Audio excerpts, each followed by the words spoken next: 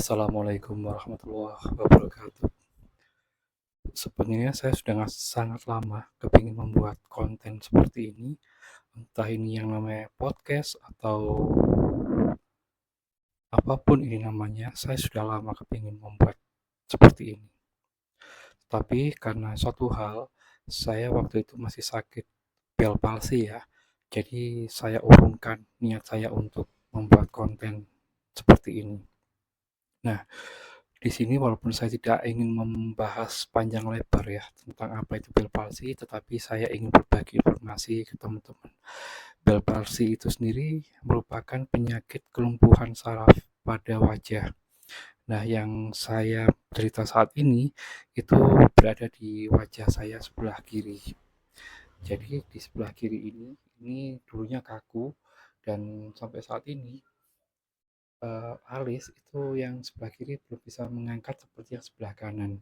Seperti itu teman-teman.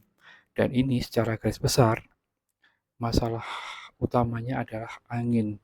Itu baik angin malam maupun dari kipas angin ya. Karena saya tinggal di Surabaya dan Surabaya sangat panas sekali. Seperti itu. Oke, saya tidak akan membahas masalah bel palsi ini panjang lebar. Teman-teman bisa uh, mengambil info tentang bel palsi ini ada di banyak ya, di Google, mungkin di YouTube atau di platform yang lain seperti itu. Yang ingin saya bahas kali ini adalah sebuah isu atau tema kebermanfaatan. Kenapa saya mengangkat tema ini? Karena beberapa hari yang lalu saya melihat dua podcast yang ada di YouTube yang kebetulan itu di dalam naungan Close the Door. Kita tahu ya Close the Door itu punya siapa seperti itu. Dan ini saya mengamatinya atau melihatnya di dua konten. Yang pertama di konten atau channel dari Kasih Solusi, dan yang kedua di channel Close the Door atau Deddy Corbuzier itu sendiri. Seperti itu. Nah, yang pertama yang saya lihat di Kasih Solusi saat itu sedang membahas masalah Masjid Seribu Pemuda yang ada di Sukabumi, kalau nggak salah ya. Dan yang di Omdat sendiri atau di Close the Door sendiri saat itu ada tamu yaitu seorang guru matematika yang sudah sangat sepuh. Yang di situ dia juga mengatakan bahwa ada channel di TikTok, Instagram maupun di YouTube itu dengan nama Mbah Guru Matematika. Sorry agak belibet. Nah, dari dua konten ini saya mengambil kesimpulan atau garis merahnya yaitu tentang kebermanfaatan. Jadi yang pertama, kenapa Masjid Seribu Pemuda itu didirikan? Karena keresahan dari sang pengurus sendiri yaitu Ustadz Anggi dan kawan-kawan yang di situ melihat bahwa banyak sekali orang yang ingin beristirahat ya di masjid pasca beribadah sholat maupun kegiatan ibadah yang lain itu tidak nyaman dan mungkin sebagian besar dari kita ya pernah mengalami diusir gitu loh. Jadi eh, jangan sampai kita tidur di masjid seperti itu.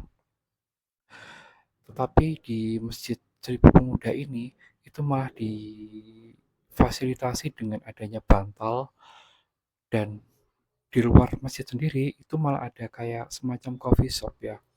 Dan ini jujur aja sepingin membuat saya kepingin ke sana untuk melihat secara langsung bagaimana pengelolaan Masjid Seribu Pemuda dan lain-lain.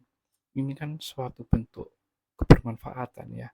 Jadi masjid bukan hanya sebagai sarana, ya pasti fungsi utama masjid itu adalah sarana ibadah. Cuman di sini juga dikembangkan lagi bahwa ada unsur keamanan dan kenyamanan ketika kita berada di masjid seperti itu.